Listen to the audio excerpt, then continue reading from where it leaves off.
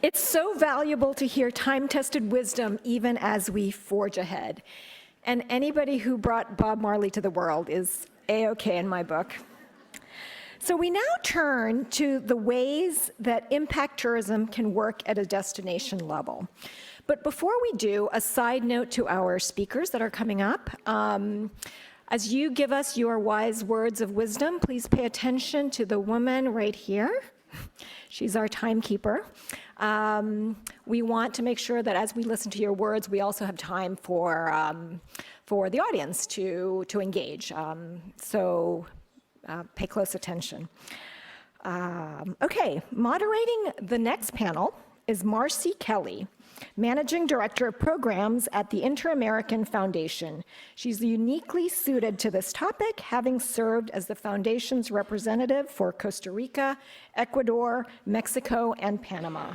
She also spent time working for the Peace Corps as the country director in Ecuador, and also years before as a Peace Corps volunteer in the Dominican Republic. Ladies and gentlemen, Marcy Kelly.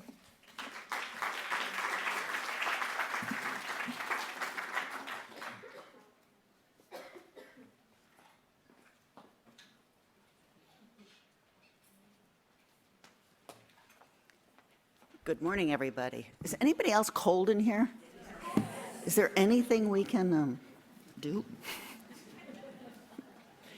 Anyways, I would like to call my team up.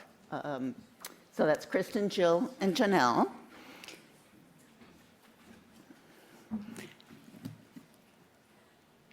And while they're settling in, I'm going to talk a little bit about the Inter-American Foundation, where I've worked for the last 17 years.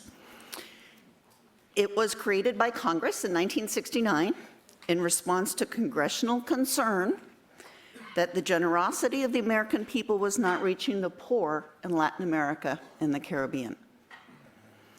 We are an independent public corporation with a bipartisan board nominated by the president. Our statutory mandate is to support self-help efforts of people in Latin America and the Caribbean. We don't design projects. We respond to communities' own ideas and priorities and strengthen their capacity to advocate for them. Whoa. Is there a break? Okay, I won't lean on it. So we're celebrating our 50th anniversary this year, and we've worked with more than 5,400 civil society organizations in Latin America and the Caribbean. One of those groups, in full disclosure, is seated at the table, the Monteverde Community Fund in Costa Rica. And that's kind of the bridge to why I'm here. So I met CREST when I was the IAF Foundation representative in Costa Rica, and I attended the Travelers Philanthropy Conference in Monteverde in 2011. And that is the beginning, what gave some life to the Monteverde Community Fund that we have also funded. So beyond that, you may ask, why am I moderating a panel? I do not work in the tourism industry. But that said, I would say that the Foundation's DNA includes what we call community philanthropy. And that's the long-held practice of exchanging and valuing community assets, community capacity, and community trust. So in this case, the asset is obviously what the community has in terms of its flora, fauna, naturalism. The capacity are the human resources in the community, and the trust is the social fabric in the community. So local people helping each other by sharing their resources for a common good feels pretty common, and it's practiced in most cultures and communities around the world. I guess my job gives me the fortune of being able to find those communities and support them. So this is one way that I feel like impact tourism is one approach to community philanthropy. So this panel is about destination-wide impact tourism and how the public, private, and civil society come together to encourage the environmental, cultural, and social programs at the local level.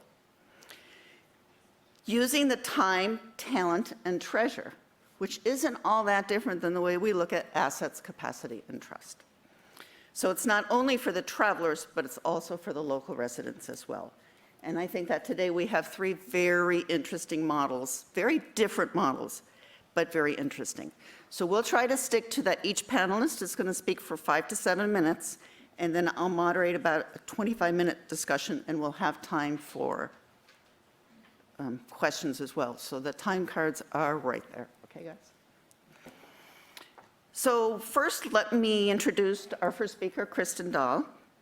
She leads the Destination Development Team at Travel Oregon, which fosters sustainable tourism development in Oregon. And Kristin directs the Tourism Studio Program and oversees the state's outdoor recreation, agritourism, and transportation development initiatives, as well as the Destination Management Program. Thank you.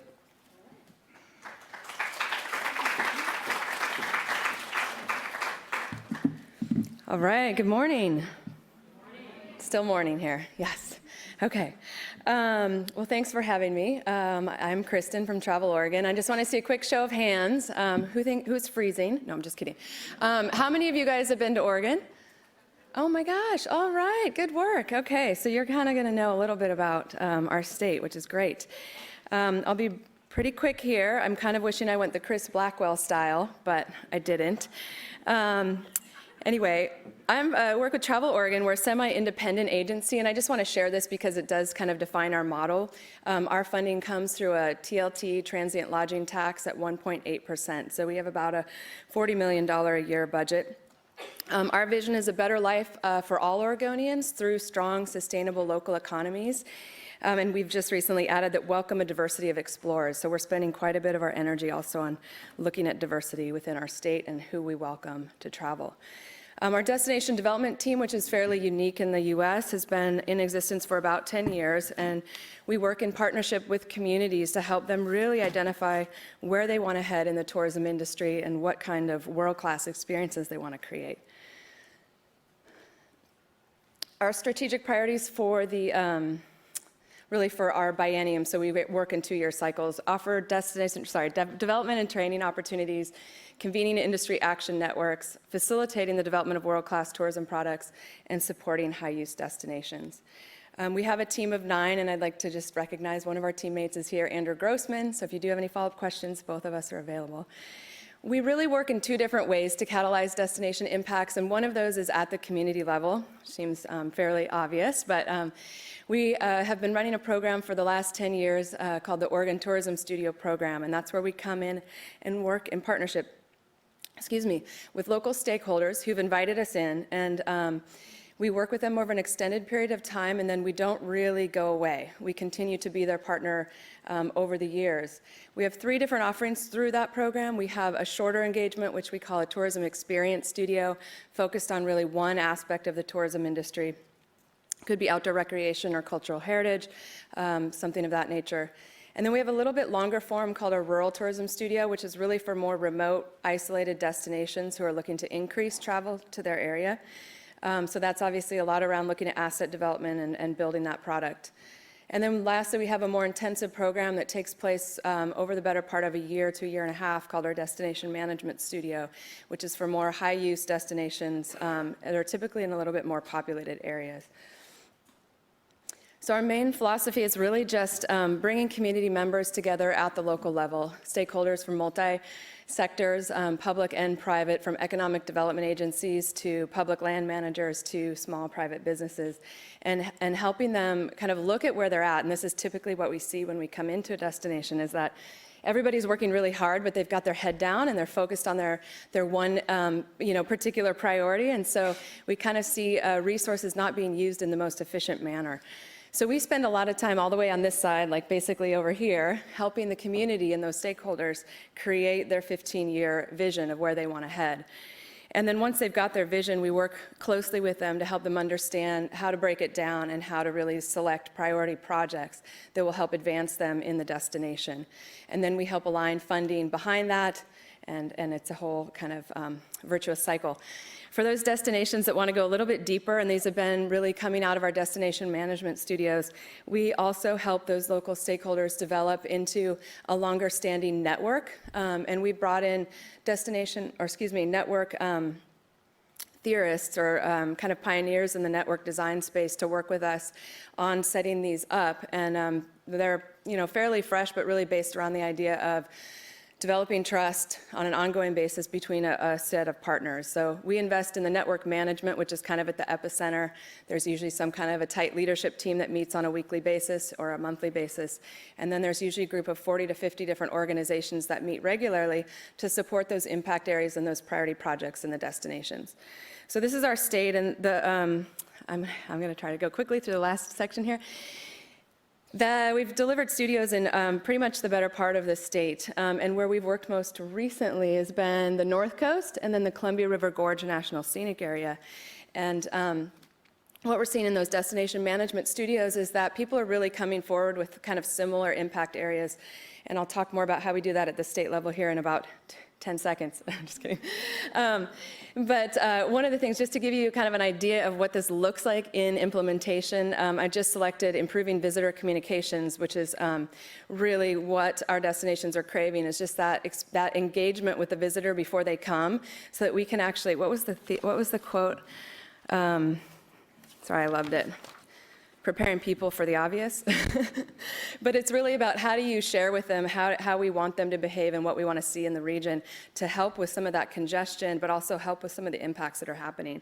So in the Columbia River Gorge, they kind of set out about actually 4 years ago and created a communications collaborative between the U.S. Forest Service, state parks, a number of nonprofits, our agency, as well as Department of Transportation, to basically put together a communications campaign that's run for several years. But why I mention this is that during the Eagle Creek fires of 2017, which burned 10,000 acres in the Columbia River Gorge, and closed down a number of our trailheads closest to Portland, this communications network really provided some resiliency within the region to be able to communicate after that crisis, but then also reach out and work with visitors to help them get to the destinations that weren't closed and resolve a myriad of other problems.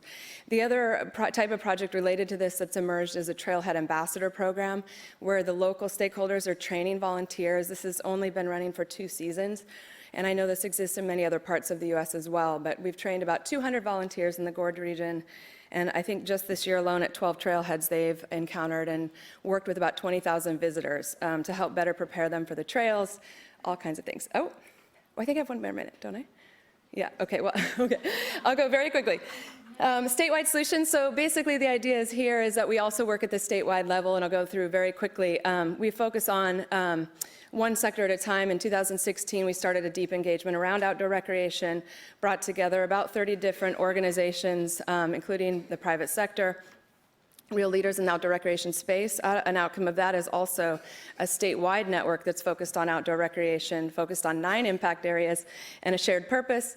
And what we do with these statewide networks is we basically create solutions to the challenges that the destinations are having. So one around visitor communication now is we've had 12 or so organizations working together on a statewide campaign that'll launch on Oregon's birthday, which, by the way, it's my birthday, in case you didn't know that, today. But in February, Oregon's birthday, we're launching a statewide campaign to help visitors really think about these things before they get to the destination. Skip that. And the last piece I'll just say is that a huge effort of ours and our partners across the state is to really focus on investments in signature trails. So this has been a huge outcome of the Outdoor Recreation Network.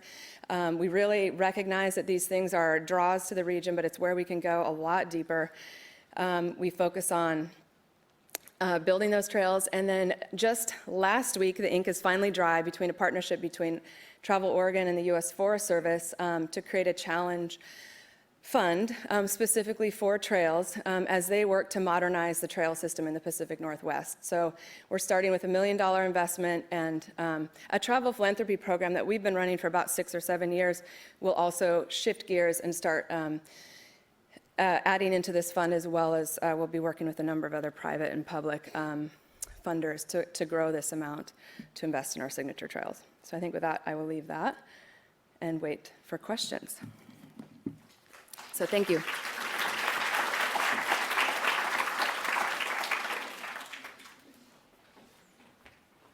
There will be ample time for questions. Thank you. So now I'd like to introduce Jill Talladay, and she founded Care for the Cape and Islands, a destination travelers philanthropy organization to inspire stewardship and further the well-being of Cape Cod, Martha's Vineyard, and Nantucket, their natural environment, their culture, and their historical treasures. So previously, she spent more than 25 years with travel industry organizations. Jill.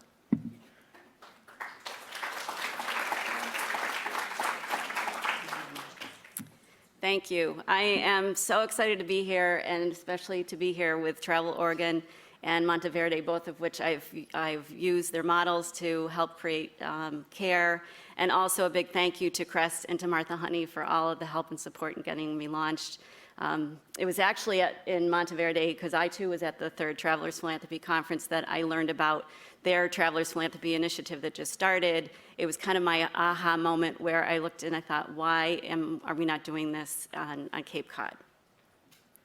So as Marcy mentioned, I represent Cape Cod, Martha's Vineyard, and Nantucket, 70 miles south of Boston, Massachusetts, 560 miles of incredible coastline, the most pristine beaches in the world, and a very fragile ecosystem. And after spending so many years living there, I looked around and I thought, I recognize, having worked in the tourism industry, how much it is important to our economy, but also seeing the increase in population both year-round and visitors over the course of the years. How could I be part of the solution to help balance out the preservation of the destination's fragile ecosystem? So what do? We have worked with visiting students. We engage them in the opportunity to learn about marine debris, to work side by side and pick up, clean up our beaches. We have, this past year, I had the opportunity to work with a sustainable tourism class from Endicott College outside of Boston, and they conducted a Global Sustainable Tourism Council criteria-based sustainability audit, that's why I had to read it, of a key lodging partner and the destination itself. We also hold an annual Care for the Cape Day, where we invite the local business community to come and work side by side to help better a nonprofit attraction. And at the end of that activity, they get a chance to learn about the projects firsthand from that year's recipients. We fund things that tell the story of our early settlers, our sea captains, our Wampanoag Indians, and this year we're funding the development of a pilgrim trail, and it's telling the history in celebration of our 400th anniversary of the landing of the Pilgrims, to remind people that they actually came to Cape Cod before they went on to Plymouth, Massachusetts. We've funded over 40 projects and awarded over $55,000 to date. And I kind of consider us an incubator of small projects, things that wouldn't be funded otherwise, but they are all things that we've selected because they're educational, they have a large impact, and they could easily be scaled up. Much of our work actually, however, is related to the natural environment and things to protect our marine life, the natural habitats, and keep our beaches and our waters clean. We fund things related to marine debris education, reduction of single-use plastic, such as water bottle filling stations, cigarette butt collectors, and we've promoted a Skip the Straw campaign. And this year also was a pilot project related to monofilament collection for fishing gear. We've also supported interpretive food forest education and exhibit and a pollinator path that teach the use of and encourage native plants that are edible.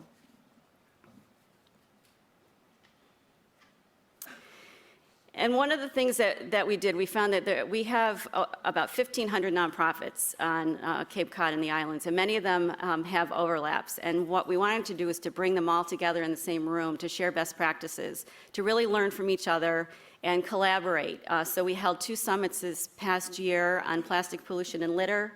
And we also, one of the suggestions was to come up with some kind of a universal messaging campaign that would encourage people to do the right thing without making them feel that they were, being shamed and told what to do. So at last year's forum, I actually heard from Lake Tahoe about the Take Care campaign, and we're in the process of adapting it to Cape Cod. It's a fun, light, funny messaging campaign that pokes fun at people when they're not paying attention and encourages people to do the right thing. So one of the things that's been kind of tricky for us is how to fund the projects. Being a really small shop and finding a sustainable model that is going to fund the things that we want to do. And so we've kind of pieced things together. We have one resort that does a green guest program. They give their guests an opportunity to choose before they arrive how green they want to be, which means the resort saves money and in turn donates some of those proceeds back to us. We have hotel and tour operators packaging with a donation built into them. We have a lot of destination weddings, so we encourage them to donate to CARE instead of giving out wedding favors. And then we've sold a lot of products that align with our mission that reduce single-use plastic, and also development of a pond guide that gives tips for our travelers. So just quickly, the things that I've learned for anyone that was considering starting a travelers philanthropy or impact tourism program for themselves. The benefit of having funding for staff is really key. Not being a DMO and having the state funding, that's been challenging. We always consider the benefit and the impact to both the visitors and the residents. And partnering and collaborating for success is really important. Don't be afraid to ask your guests to contribute. We have some hotels that were reluctant to ask for donations, and when we talk to the visitors, we find that many of them really are wanting to be supportive. And then the final thing to echo again, involving our youth. It's really hard to say no to a kid. So if you can get the kids to start talking and educate them, I think that's a real key to success. So, thank you.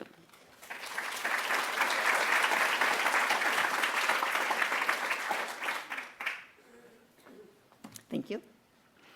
Our next speaker is Jenelle Wilkins, who previously had implemented a wide range of education and development projects in Costa Rica, Ecuador, Spain, Nicaragua, Mexico.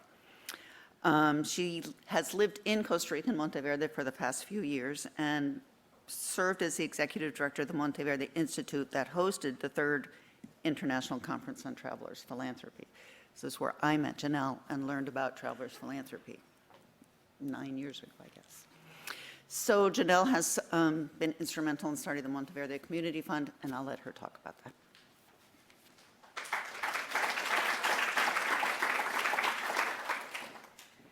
Well, I don't know about the rest of you, but I'm still freezing, and I think, in the name of sustainability, every time we go into a place that's over cold like this, we need to say, remember climate change. So, okay, enough about that. Part of it has to do with the fact that I live in the tropics, and so I'll do my best here. I'll pretend that I'm speaking Spanish because I'm going to speak really quickly. So, just as if you were listening in another language that's really fast. So, okay, let's start. Whoops, I must not have the right button. That's the green one. Oh yeah, I didn't press it hard enough. Okay. And I do want to try to speak quickly because I do have a video and I don't know how to start that either, but we'll get that? Okay, you got it. All right. Okay, so in the early 1950s, there was a group of Quakers that moved to a remote mountain community in Costa Rica. That's where I currently live. And they purchased a very large tract of land there. It was on the top of a mountain. There we go. It was around 1,400 acres, and it was set aside and to be protected as their watershed. They called this area Bosque Eterno, or Forever Forest. when scientists started visiting the area in the late 70s and 80s, a movement began to start saving the land around that surrounded the forever forest, because it had been discovered that there were lots of species, some of which were very, very endangered, that were living in the area. And then one couple, whose name was Michael and Patricia Fogden, were photographers, and they began taking photographs of some of the species in the area and began showing them at the hostel, the only hostel that existed at that time, and gave talks. And so from these talks, then, they asked those visitors to that hostel to contribute. And gradually, over a period of time, the forever forest grew from that area to now, today, an area that is the largest private reserve area in all of Central America. So in the early 80s, Travelers Philanthropy was actually born in Costa Rica, in Monteverde. It's been around a long time. So it's no wonder that 25 years later, when a woman that we all know and respect, Martha Honey, introduced me to the idea of creating a destination-wide Travelers Philanthropy program, that idea resonated in this area. But philanthropy was rather a strange word. So, whoops, went too far. So basically, charity is well understood, of course, and highly regarded both in Costa Rica as among Quakers. But the word philanthropy was not often used. At first, many local businesses were skeptical that visitors would donate to local causes, the same kind of thing we've heard from other places.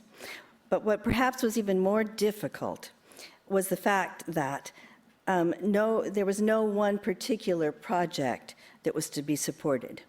So we understand the traditional model, but in this case, no one was building a school, no one was saving a specific species, and no one was buying up tropical forests like they had in previous years. The vision was much broader and less tangible. The idea to support and conserve a destination. The projects and programs would be developed and described by the community themselves, the members based on their own knowledge of the needs of that community. People were asked to support a community rather than a project. Originally, 3 separate funds were established: a social cultural, conservation, environmental, and a smart economies one. Recently, we've added a youth fund and also an emergency preparedness fund. But without specific projects in each area, collecting donations was a harder concept to sell. A grant from the Inter-American Foundation, which Marcy just mentioned, prompted us to broaden our scope.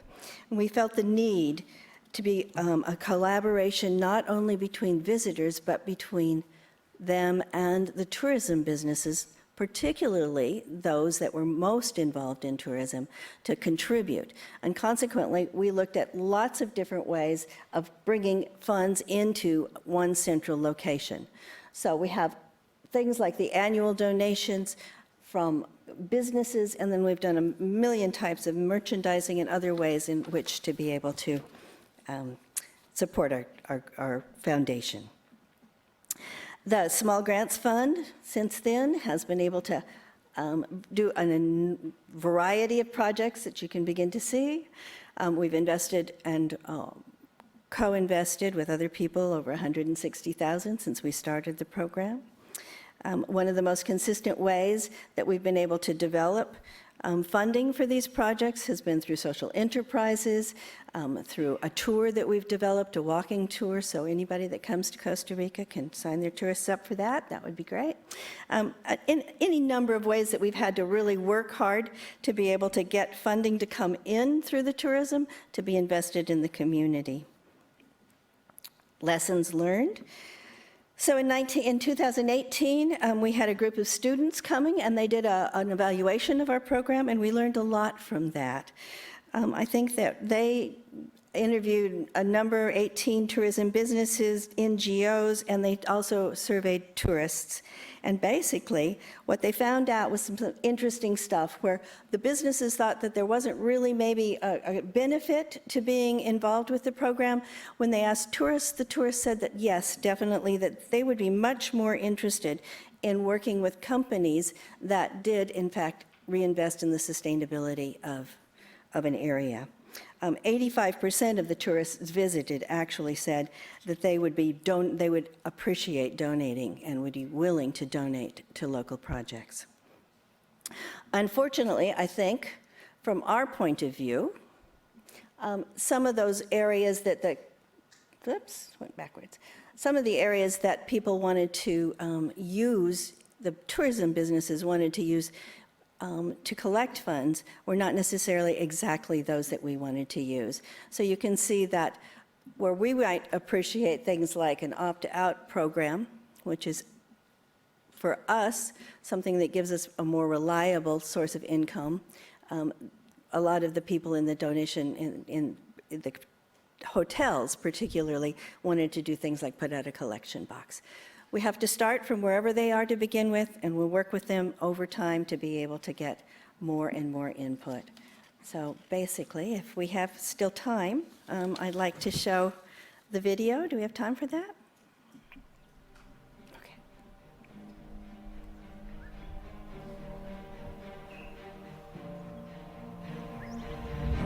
In the heart of Costa Rica, the Belgrade Biological Corridor breathes with life.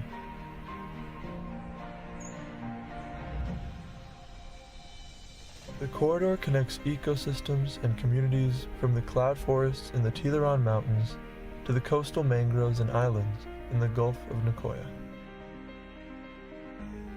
These ecosystems, like all life on Earth, are threatened by climate change.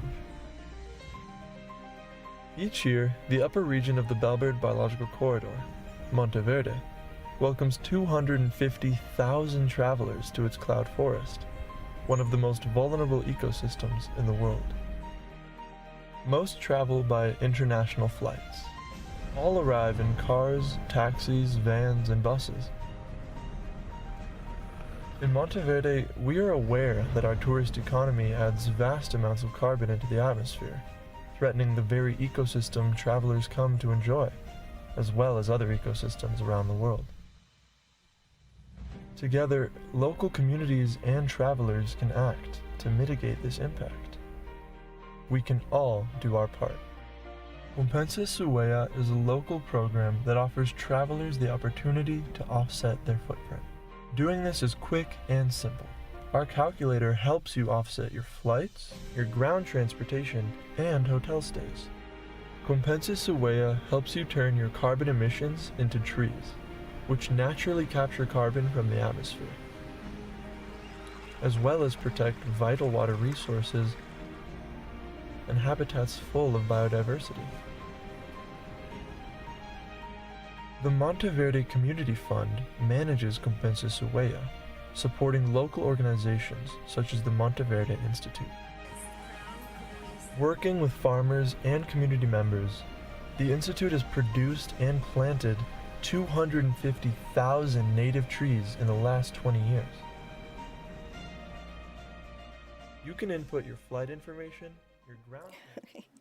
So basically, I know that there are people already offsetting in this event. I think that's something for every destination, to look at how, when your visitors arrive, that there's information everywhere about how they got there and how they can offset that.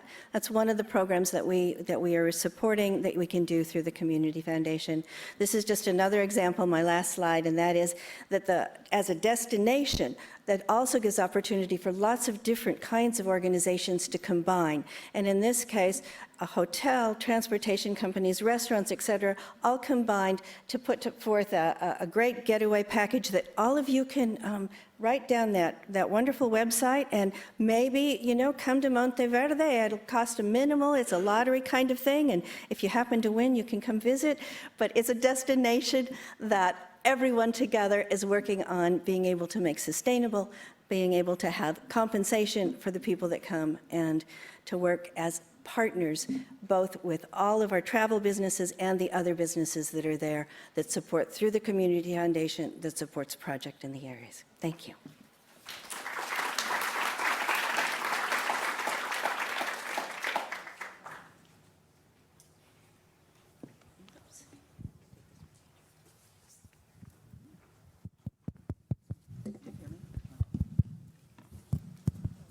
Hello? Okay, got it.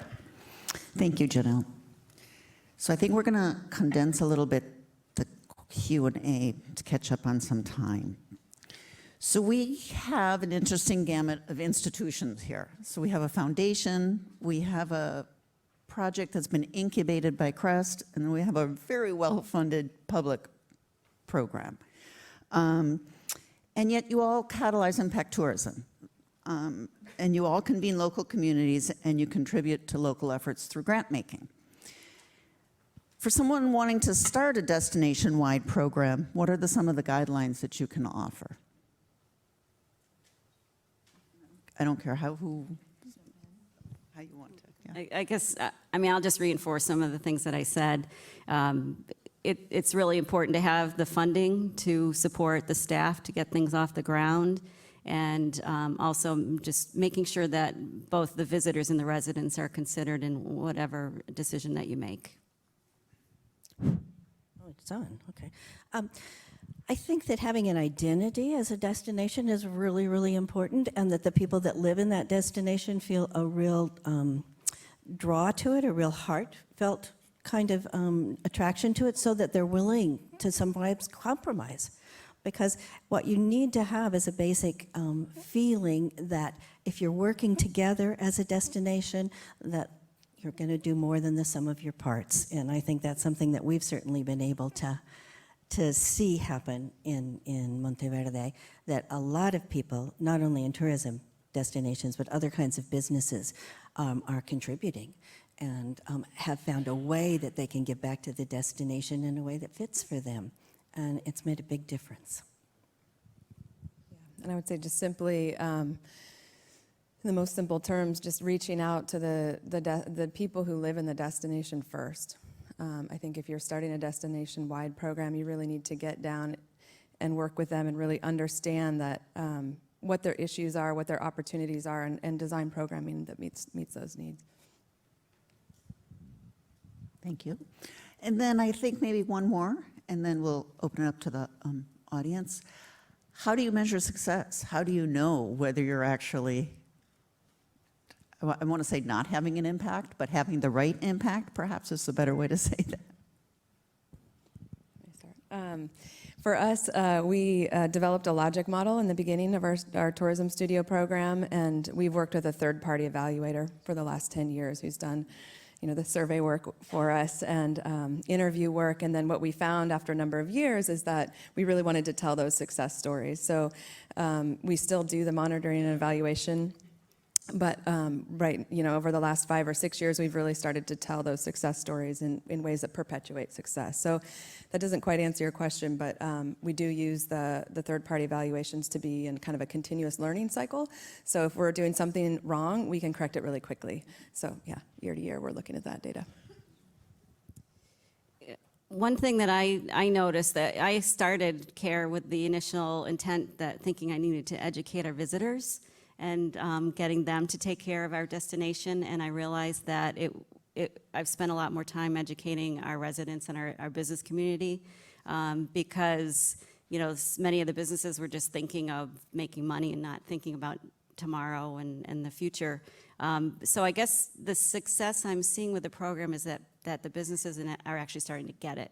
So I don't have to do as much education for them as I did initially. Yeah, I would agree with Jill in a lot of ways. All of our projects that we support are evaluated by the community. So any sort of project that comes to us, the community itself decides which one gets funded through evaluation teams.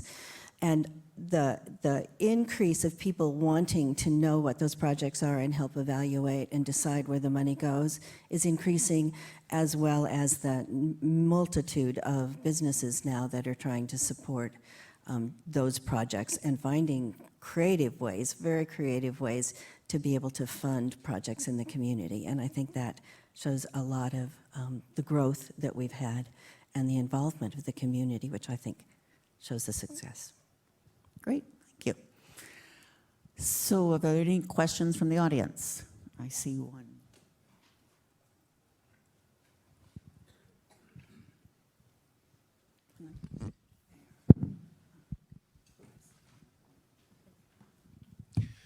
John McAuliffe from the Fund for Reconciliation and Development, an NGO. And I'd actually like to push the parameters a little bit and raise a question about a different kind of impact tourism that I don't see anywhere in the day, which is when tourism itself is the impact. And I'd cite particularly the kind of tourism that breaks down barriers, political barriers, cultural barriers, historical barriers, and also the kind of tourism that develops mutual trust. And I'd specifically point to the crisis in the situation right now of tourism to Cuba, the destruction of travel for 800,000 Americans who would have been going this year on cruises and in people-to-people travel, and the hope that everybody in the travel industry will support the legislation in the House and Senate in which we can end all travel restrictions so that's no longer a political football. There's a flyer on the table at Holbrook Travel, a blue flyer, and I hope you'll take a look at it. Thank you.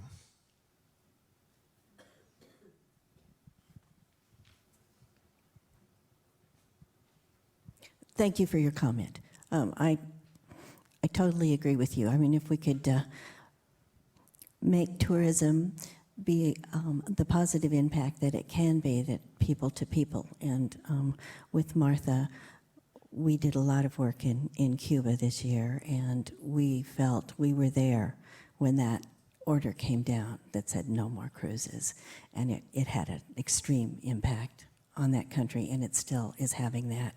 And we hope that those things can change. I'm Jonathan Turtelot, Destination Stewardship Center, and I think all three of you are doing great things. But a lot of time has to be spent for at least two of you on finding funding. Only one of you actually has a government budget, which is, I'm sure, too small.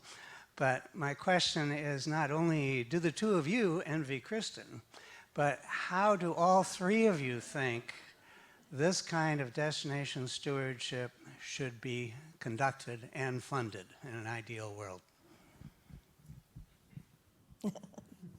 Well, we're very grateful to the Inter-American Foundation. So that, I think for us, it was having a few people that believed in us in the beginning. Because with time and the development of trust, we have been able now to get our community involved, and they can't handle it all by themselves, certainly. It has to be both the tourists and our community and still outside kinds of grants. I think investing with faith in those people and those projects that you know in the beginning, and maybe not expecting results right away, because it takes a while for all of those kinds of things to get off the ground. And then I think there's a lot of creativity and being open to that sort of social enterprise and developing products and tours and the kind of fun stuff that we've also been able to do. But shifting the power, and that's one of the things, from foundations that are top down to believing in grassroots foundations and the community that knows what its needs are and how to meet those, and having faith that they can do that. So that the people that have the money, have the power to shift that to some of us that don't, and having faith that we'll spend it properly. It's not always about money either. I think Right. when we talk about time, talent, there's other things that people can give that compensate perhaps not having money. Money helps, but it's not. I mean, in fact, we usually have what we call counterpart funding. For every dollar we put in, it's about $1.31 from the communities. So the communities do have resources, It's just that they're not always packaged or channeled in helpful ways. All right, that's it. Any more questions? Oh, Martha has one. I just was wondering, a little bit of a follow-up on Jonathan's. Kristin, can you explain how, I do think personally that one of the keys is having enough funding so that you can fund the staff to do the program. Right. And that this is what Travel Oregon has had since the beginning with the tax. And we're looking now at a foundation in Mexico that also, a state foundation that also has a bit of a tax, a government tax that goes to fund it. And it makes a huge difference in terms of the kinds of programs that they can, the kind of money they have to work with, the kinds of programs they can fund. So I'm wondering if you can just explain a little bit about how it came about in Oregon that a portion of, is it the tourism tax? Is it? Yep. So Martha's question is about how the lodging tax in Oregon came to be. Yeah, And how it came to be used to set up Travel Oregon. Okay, yeah, so in 2003, the original lodging tax was passed at 1%, and it was a coalition of lodging owners, honestly, that got together and through the Oregon Lodging Association, partnering with the Oregon Restaurant Association, that came together to levy that tax on overnight stays. So it is technically publicly managed, but it is coming from visitors who are traveling in the destination. So when we started a philanthropy program asking for more money for donations, it got a little weird, right? So we are already collecting money from the visitor that goes back into that infrastructure. Sorry, that was a side note. But that was 2003. And then in 2016, the lodging industry and other industry partners came together again to raise that tax up to 1.8%. Because one of the reasons was that Oregon wanted to put a bid in for the World Track and Field Championships, which is coming to Oregon in 2021. So it was a motivator. That was able to get that lodging tax increase. So some of our funding is going into supporting that event.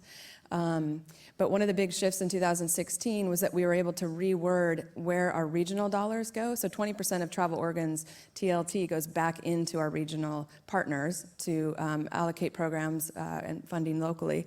And what we did was we shifted the language from only allowing that money to going into marketing and sales to going into just tourism development in general. So that shift in the language then allowed our regional partners to then invest in destination level projects. And it essentially took our budget, I think Jonathan was asking earlier, our budget at Travel Oregon is only about 5% of the organization, but now when we can leverage that with the regional dollars and then the local dollars as they start to come around and start to prioritize these investments, we're more than like quadrupling the amount of investment at the destination level into these types of projects. So yeah, I would just say it's the wisdom of the stakeholders who, you do this work long enough, people understand the value and they understand the need for the investment. We tried to get $1 a day per tourist installed in Monteverde, but we haven't succeeded yet. But can you imagine with 225,000 or 50,000? We would be able to do lots of good things. It's not going to cost very much, $1 a day, but we haven't succeeded yet in that one. Yeah, and I just had one more thing I wanted to add to that, which is that, there's still, I would say, about roughly 40% of our budget flowing into marketing activities. So even at the destination level, there is still not enough money to necessarily have the capacity that you really want in every destination in terms of human capacity to implement and lead these projects. So we are always partnering with other entities to fund that work. So whether it's the state university or whether it's a local foundation. Time's up. So, yeah. Thank you, everybody.